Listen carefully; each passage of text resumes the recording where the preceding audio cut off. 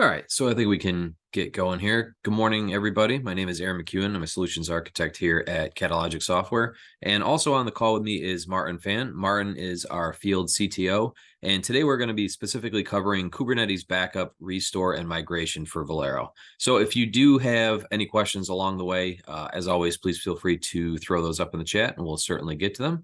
But with that being said, Martin, I'll turn it over to you. Thanks. Appreciate it. Thanks, Aaron, and thanks, everyone, for your attendance here today. So today we're going to be talking about CloudCasa for Velero specifically and how we can use it for Kubernetes backup, restore, and migration if you're already using Velero. So that will be the content of today's presentation. Hopefully we'll get to a demonstration later on so that you can actually see how you can deploy CloudCasa within your Velero environment today.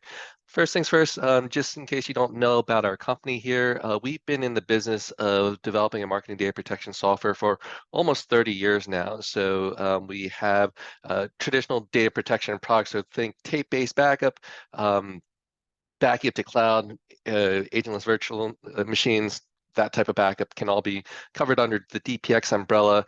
We also have another product in our portfolio for managing open hypervisor environments like Citrix, Red Hat virtualization, as well as cloud applications like Microsoft 365, OneDrive, Exchange Online, etc.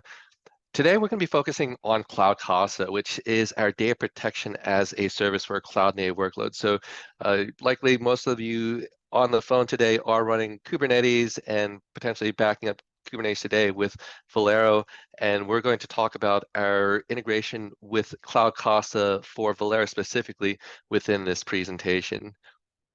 So if you know anything about Kubernetes and you know have been in backup space for as long as we have, you know that traditional backups won't work for Kubernetes, right? So we're talking about two completely distinct architectures, each out to serve a different purpose. So Kubernetes built in the cloud for the cloud, it's going to be very elastic, very ephemeral. So think on-demand type workloads where it's not being actively managed by an IT group. This is all being driven by developers, DevOps organizations that just spin up images and then tear them back down when they're no longer required. So essentially they're working with, a shared set of resources. There is not a specific owner in this case, and it's designed to be portable, right? These applications that are being designed and being used within Kubernetes are designed to be portable.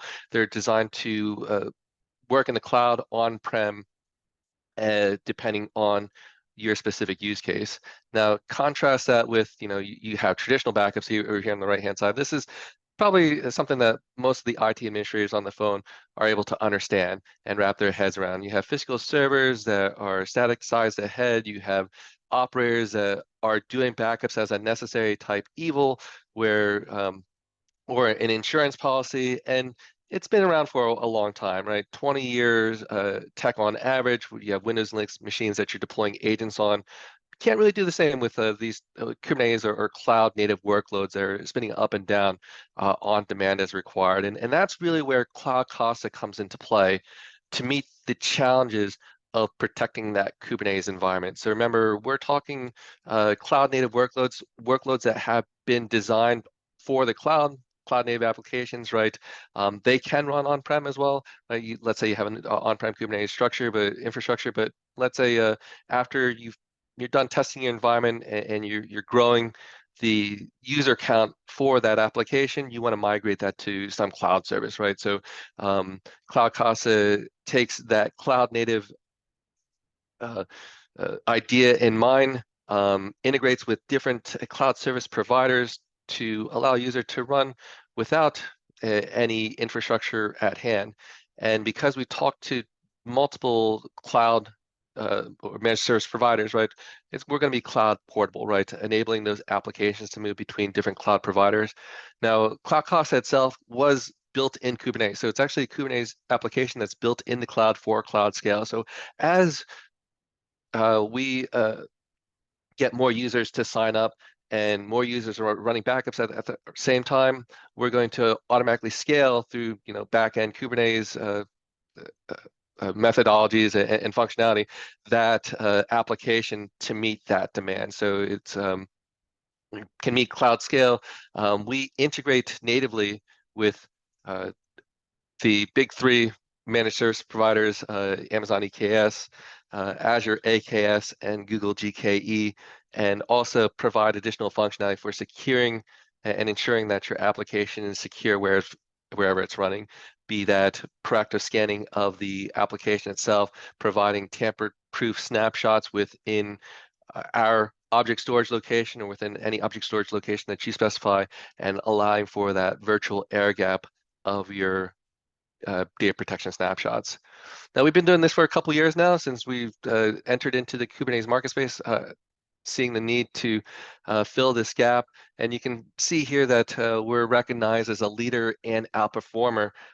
See how fast that we've moved since our time last year when we were doing, we were prepackaged applications supporting Kubernetes. As we've incorporated more managed service providers, more storage backup destinations that we support, object storage, right, and more integrations into applications like Velero. We're moving up within that magic quadrant as a leader for these types of workloads. So I'm talking backup, restore, but I'm also talking migration and being able to move between clouds and have disaster recovery solutions for when your stateful workload or stateful application should go down suddenly. You don't necessarily need to have a standby environment readily available. We've already spun up an environment for you, that type of disaster recovery idea. So let's talk about CloudCasa for Velero, right? Because I'm sure most of you on the phone today are using Velero, and you might understand some of the tediousness of it, but as an open source solution, it's great for what it does. So Velero is an open source backup and recovery solution for Kubernetes. And last I checked yesterday, it had 100 million plus pulls from Docker Hub. So it's a very popular application. Just to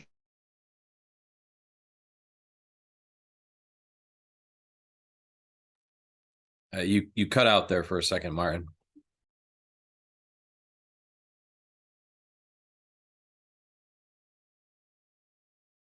again, but just jumping into where CloudCasa gets introduced with Velero, what we want to do. I just got a message saying my internet connection is not stable. Can you still hear me okay?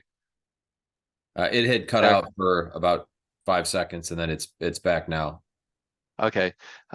If it cuts out again, just interrupt me and let me Sure. know. So with regards to CloudCasa for Velero, um, this is our integration point into one of the most popular open source utilities for Kubernetes backup, right? So Velero has about 100 million plus pools from Docker Hub. Very popular application for managing your Kubernetes backups and restores. So if you have a Kubernetes cluster out here, over on the right-hand side from which you're hosting your application, that could be on-prem or in the cloud, like in EKS or AKS. What you're going to do is you're simply going to install Velero. You're going to run through some configurations, set up a backup storage location. So this is just some of the elementary items that you need to take care of in order to start performing your backups to that backup storage location. Problem is that you're going to have to do this all through the command line, right? So it's not built to scale.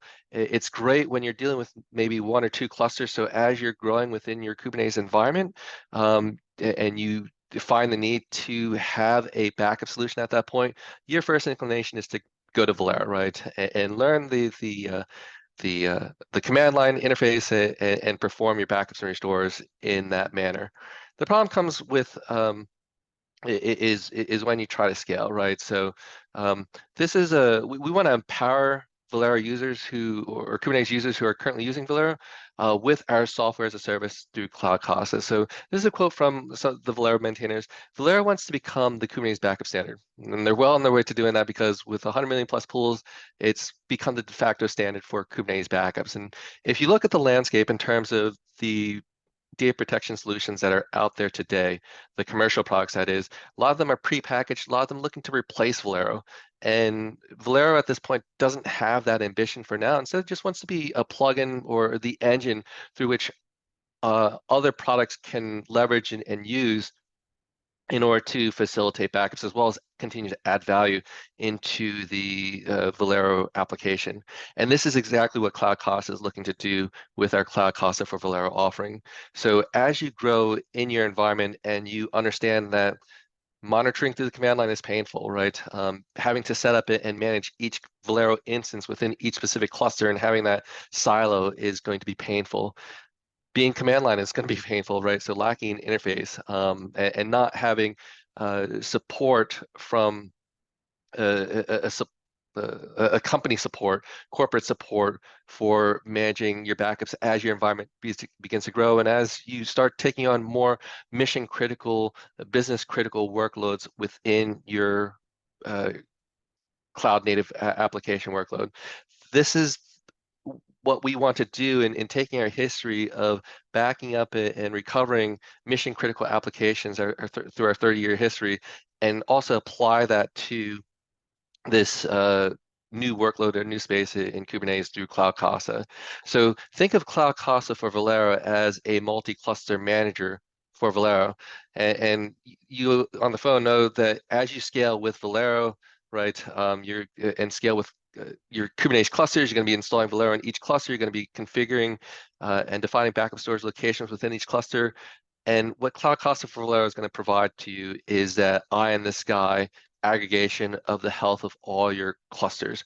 And this is going to be done without reinventing the Velero wheel, meaning that you're going to continue to be able to use Velero, and our agent or the CloudCasa agent that you install within the Kubernetes infrastructure is going to just communicate to Velero and create custom resources and ingest workloads, bring them back to the CloudCasa servers such that you can perform these advanced restores that I'll show you in our demo when I get to it. You can perform these advanced restores that are already natively built into CloudCasa. So this is the idea behind Velero and just some of the key benefits for Velero users, right? Having that multi-cluster management through a application that's built in the cloud for the cloud, you're going to have that 99% uptime SLA. You're going to have the job monitoring that's available within CloudCasa provided through a software as a service UI for managing and configuring backup jobs, restore jobs, backup storage locations. You're going to be able to have guided recovery or full stack cloud recovery. And this is a big piece as well, especially if you're doing lots of migrations or restores between clusters, right? You know, for those of you who've done that, you know the difficulty of having or presenting a backup storage location from one cluster to another, and we can kind of do that on the fly for you underneath the covers as you simply define a restore job within CloudCasa. And ultimately, this is going to lead to more people using it, more people having visibility into these cloud native apps for better compliance and governance. You have support with live chat and then faster mean time to recovery with centralized log location. So these are all the benefits and benefits without compromises here too. We're not trying to reinvent the wheel. You're already using Velero.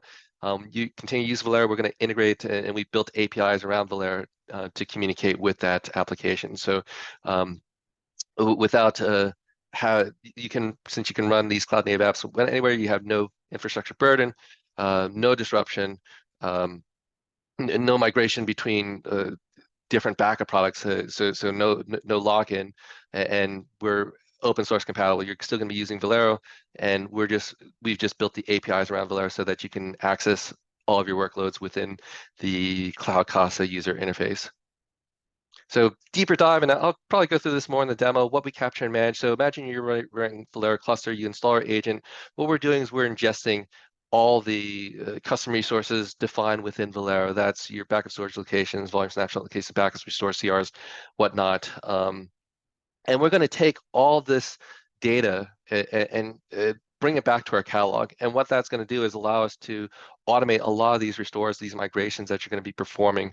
And that's how we are going to add value to Velero by adding that GUI, by adding the ability to perform job monitoring and adding the ability to allow users to perform that any to cloud or full stack cluster recovery feature that is in CloudCasa. Last slide that I want to just go through, this is a software as a service platform. So you can just log into CloudCasa, our CloudCasa portal, register your Kubernetes clusters, and start running backups. And you can do that for free. This is what you get under the free plan just by signing up. You can start managing backups. You have 15 worker nodes for Velero. So the licensing for Velero is going to be based off the number of worker nodes, and the licensing, if you're just using CloudCasa, you're not using Velero, is going to be licensed based off capacity. So after your first 15 nodes for Velero, it's just going to be $19 per month per node, and that's something that you can scan with a credit card. Or if you instead want to license based off capacity, you can do a mix of both. I recommend that you contact us, tell us about your use cases and your needs. You can do a mix and match of both, and we can find you the right licensing structure. But most of the time, as you get started with Kubernetes and as you get started with backup, right, the freemium license here with the 15 nodes is going to be able to provide you with what you need to get started with data protection. And as you grow your Kubernetes infrastructure, which most everyone who enters into the space does, right? It's just inevitable based off of the way the platform's been designed to scale.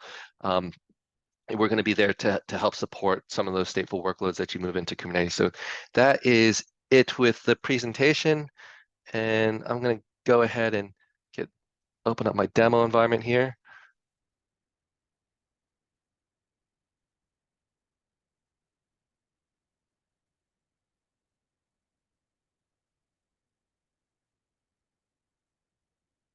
Do a quick check for any questions. Okay, so I don't see any questions in the chat. So jumping into demo, it's pretty straightforward, right? So I'm assuming that you all are running Kubernetes within your environment today, possibly Velero within those clusters doing data protection today. CloudCasa for Velero is CloudCasa, right? It's just a different agent that gets deployed into the Kubernetes environment and speaks directly to Velero. So it uses a different set of APIs to capture and create backups and restore jobs by communicating to Velero and putting it on the Velero stack. But if you go to the website here, cloudcasa.io, you can just go ahead and sign up for your account. Here on my tab, I have an account already signed in. And I'm going to start here with the dashboard. So this is that high-level overview of all the clusters that I've configured into my cluster, the health of my backup environment, different cloud providers that I might have scanned in from Google, Azure, AWS. So I'm getting statistics that single pane of glass across all of my clusters. And this is across CloudCasa Pro and CloudCasa for Velero here. I'm not running any CloudCasa agents. Most of my workloads are being done on Velero. So the first thing that you want to do is just simply tell us about those clusters that are running Velero. And in this case, you can just scan in that cluster. Here I have some shortcut windows on the right-hand side here, but under the configuration tab, I can go into configuration clusters. I can add a cluster. Now, the first question that's going to ask you when you want to add a cluster is, do you want to manage an existing Velero instance within that cluster? And it's an important question because the agent manifest that gets deployed is going to be able to talk to Velero or not. So if you want to talk to Velero, just select yes here, specify a name for the cluster, right? How it's going to appear. So I'll call this test 2, and then I can provide description. I can create or define advanced options here. If I had my Velero application within a different namespace, I can specify that here. I can deploy from my agent from a private container registry, enable those advanced options. But if I click on apply here, what it's going to do is it's going to give me a kubectl statement that is going to pull down that agent manifest and deploy that application within its own separate namespace within my cluster. So I just simply have to copy this and run it on my command line. So here is my command line. Here's my cluster. I just copy and paste that and run the agent install. And CloudCasa itself is going to deploy as a separate namespace within my Kubernetes cluster. So here's that cloudcasa.io namespace with the kube agent and kube agent manager pods that have been deployed. And what I'm going to see from a cluster perspective is that cluster in an active state. It's going to show that Velero icon showing me that it is a resource from Velero, and it's going to try and manage those Velero resources and ingest all the data within my Velero instance into itself, right? So at this point, now that the cluster is scanned in, I can see the attributes of that cluster. So what is it scanning in? It's scanning in things like storage, backup storage locations that I can potentially use. So here's my resource from Velero, that backup storage location that I set for this cluster. And the reason why we're collecting this information is, let's say I want to present this storage location to another cluster because I want to do a cross-cluster restore or restore of my application to an entirely different cloud or on-prem resource or cluster. I can very easily just represent that backup storage location to that cluster, and as I perform a restore. This is some of the things that we do automatically for you. But let's just go through real quick. I have my cluster scanned in. It's seeing all my backup workloads that I've run this morning, right? If I do, so I can manage it from the command line. I can say Velero backup get. These backups that I completed this morning here are going to be displayed within my backup window here. But if I want to define a new backup, let's say from the GUI, it's just a matter of clicking that define backup button, and I can create my backup job. Let's call it NGP test one, or my initials test one.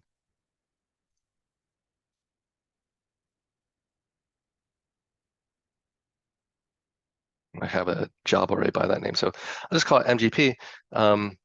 And I'll click next here, select the clusters. Now at this point, I can define what I want to back up. So we can back up the full cluster, or we can back up the selected namespace of the cluster, right? So again, these would all be command line attributes from the Velero command line. And all we're doing is, through our GUI that we had within CloudCasa, we're applying these attributes or these parameters into the command line call that we're going to make through the API to create this custom resource on Velero. So in this case, I want to back up the full cluster while excluding specific namespaces here. I can select individual namespaces. I can even drill down and select individual resource types that I want to back up. So if I just want to back up jobs or pods and persistent volumes or persistent volume claims, I can just back up and select those resource types here. I can perform my backup selection based off of labels and the key value pairs that I've defined to my Kubernetes pods. Where it gets interesting here is how I want to back this up. So by default, with our freemium license, you're going to have the ability to snapshot persistent volumes.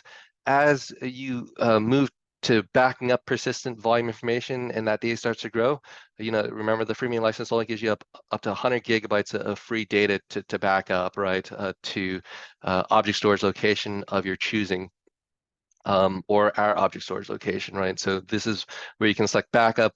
You can select the location that you want to back up to, et cetera here. So this is, let me just go through here, and I'll just leave it all default.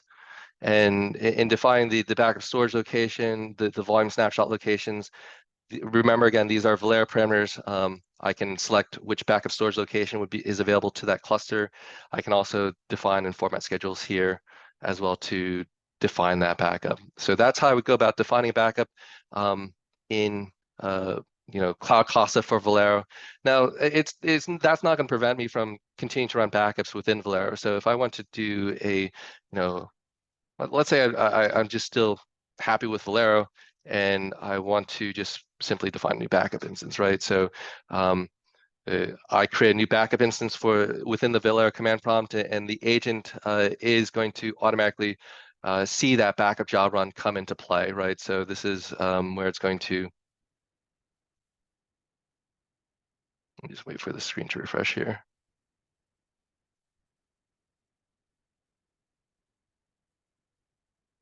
Did I? So Martin, just two questions while you're going through this here. So first question there, can you take backups with the trail version? Yes, you can, absolutely. So there are some restrictions on the backup, such as retention. I think you can only retain the backup for about 30 days. So, and then you're limited to 100 gigabytes of data movement, right? So if you're just doing volume snapshots of your persistent volumes, that's free in perpetuity. As you're moving data to object storage, either our object storage or object storage that you define, you have up to that 100 gigabytes of persistent volume and be available to you before the actual capacity license starts to kick in. But with Velero, we don't care how much data you back up. You license it on a per node basis. So with CloudCasa for Velero, you're going to be, you have up to those 15 worker nodes available for free, and you're going to have a after that 15 nodes, I think it's $19 per node per month, right? So, and again, you can mix and match between the two. Let's say you want to do these nodes through capacity, and you can work it out to your advantage too. Let's say you have 100 worker nodes that you're using in Velero, right? Obviously, you don't want to go with the per worker node license if you're only backing up, less than a terabyte of stateful data, right? You want to go with the capacity workload. And so depending on however the math works for you, again, give us a call. We can, set you up with the most economic plan that's going to be available based off of the types of workloads. So we might say, hey, you probably want to go with Velero for these workloads. You might want to go with, just using the CloudCasa agent and having CloudCasa manage everything for you. And that all depends on your comfort with Velero, obviously, and how much you want to deal with command line as well. But that's just something to keep in mind. What was the other question? Yeah, thanks, Martin. So are OpenStack based persistent volume supported? Are OpenStack persistent volume locations? Yes. So anything that is accessible through Kubernetes, right? So you're deploying Kubernetes on OpenStack, right? Just think of it as, we're just another pod within an application within Kubernetes. So. Sounds good.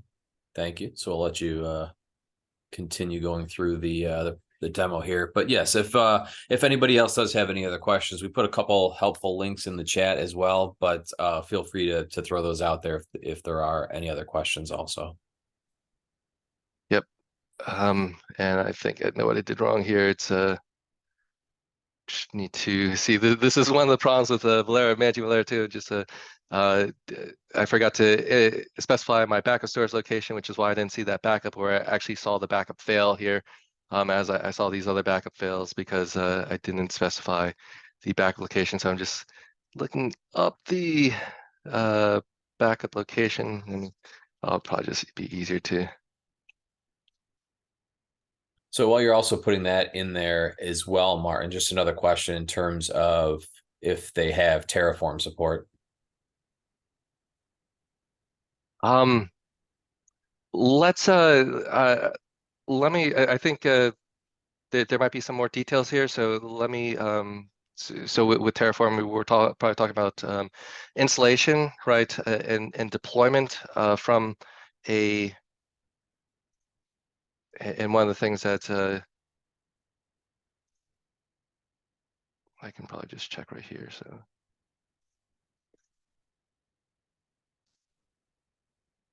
We have manual other. So, yes, while Martin's going through this in terms of the Terraform support, he'll get to a few more details on that in just a second here in the demo. The short answer is yes in terms of the installation and configuration, but I'll let Martin continue with that as he goes through it here. Yeah, so I just want to show you the other installation methodologies that you have with deploying the agent here. I'm going to say yes for now, but let me talk to our the developers just to make sure that I'm not missing anything from a agent installation perspective. So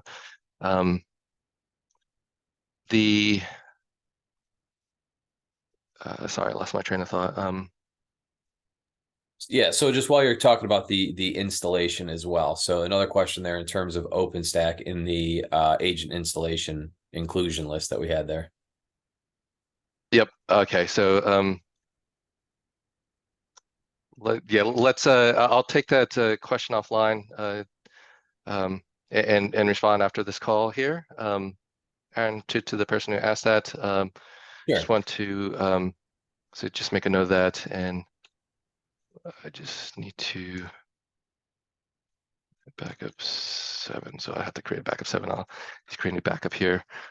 So I think I was missing that one single parameter. I got in my dashboard, I got a failure or failed validation, right? Just because I didn't specify the correct backup storage location. So these are kind of the problems when you run Velero from the command line, right? You kind of forget kind of what switches and tags to have. But if I'm defining backup jobs from the GUI, I don't have that issue, but I just want to show you kind of defining it from the command line. Our agent is picking up the or ingesting the metadata. You can see that the backup now running, that backup resource now running, and you have access to the logs and also the ability to troubleshoot and download logs from the GUI as well, right? So you can immediately see what's going on from a backup activity perspective rather than just reading through log files, right? Which is a nice feature. The other feature here that I should point out is ad hoc back job runs, right? So if I were to go back to my command line and I define this really complex job with a string that and I try with string parameter switches that restrict, it to certain namespaces and specific backup locations and certain resources, right? So remember all those options that we talked about as switches, you know, are going to be applied at the command line. But if I try to run that job again, right, it's going to provide me with an error saying that the backup job already exists. And here we can do ad hoc runs just by right-clicking and saying, hey, run this job again with the same exact parameters. What we're essentially doing is we're doing a run from schedule, right? Creating a dummy job instance, as you can see here, which has the initial job name, but because it has a separate string or differentiating string from the original, we can do those types of ad hoc runs. Really quickly, because I know that we're kind of running over on time here, just want to take you through the restore real quick. In defining restores, I can just create a new and define a new restore here. Because I've only taken backups of my Velero instance, I can just give my backup job a name, call restore 1. And I must be using a lot of names that are similar because it's showing me. Okay, so I'll just call it. Oh, it's filtering by cluster here. My bad. So I can hear all my backup instances that I've run in the past here, the retention here behind those backup instances, which instances will run ad hoc. So I can choose a point in time that I want to recover my application from. I can choose what I want to recover to. So just recover all the namespaces or exclude certain namespaces.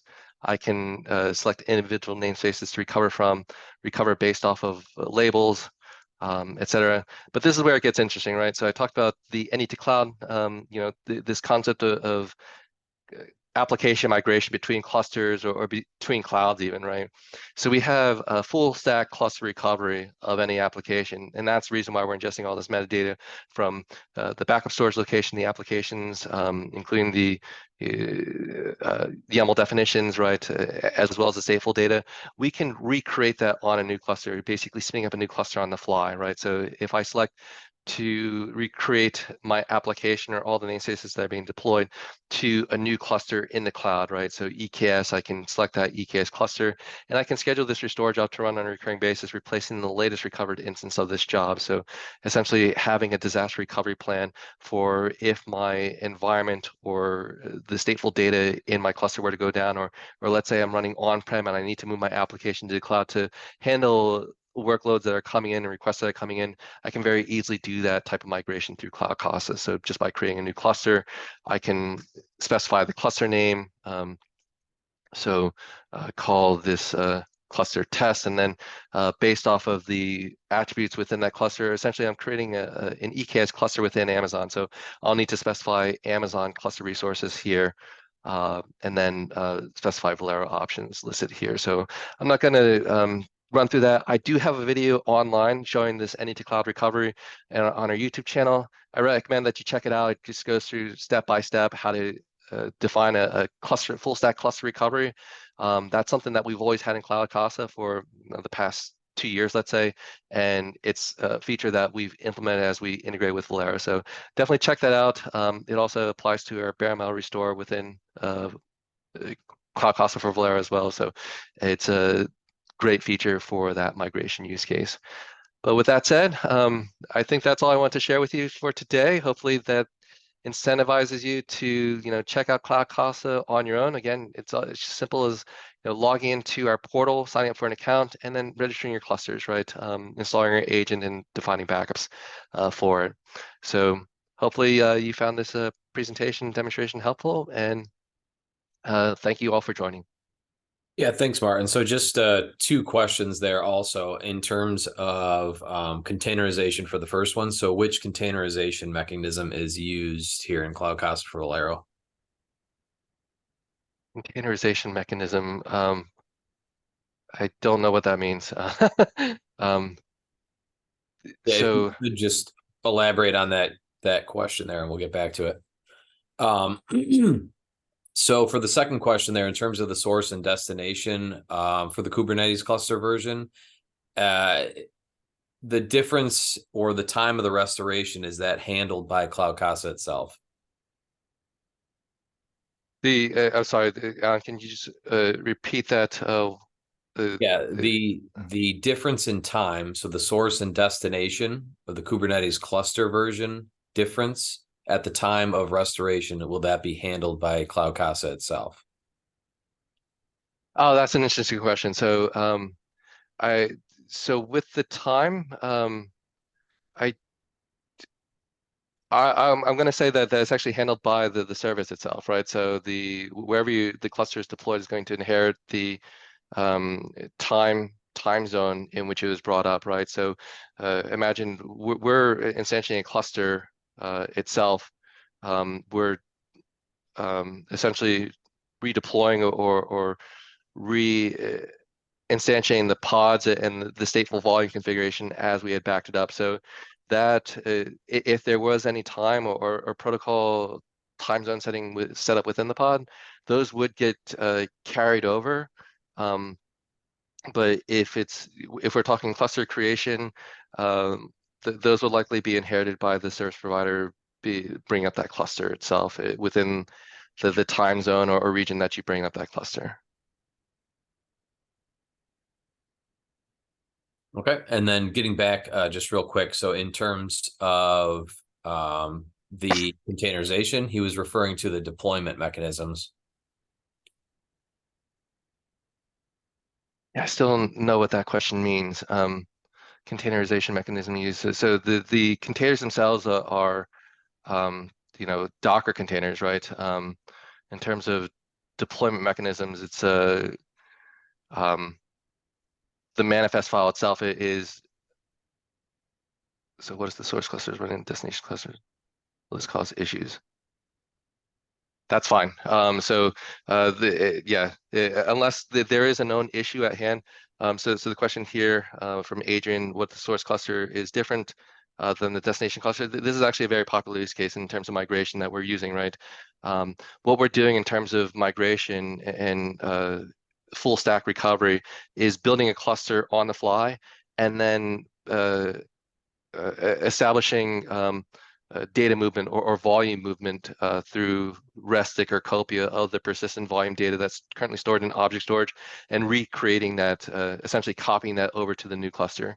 So if you're doing, a cross cloud or even a cross Kubernetes version migration, right? It doesn't matter what your Kubernetes version is, unless it's actually noted as specific issues. And sometimes, let's say Kubernetes changes around their APIs and changes around the updates the definition or YAML definitions for their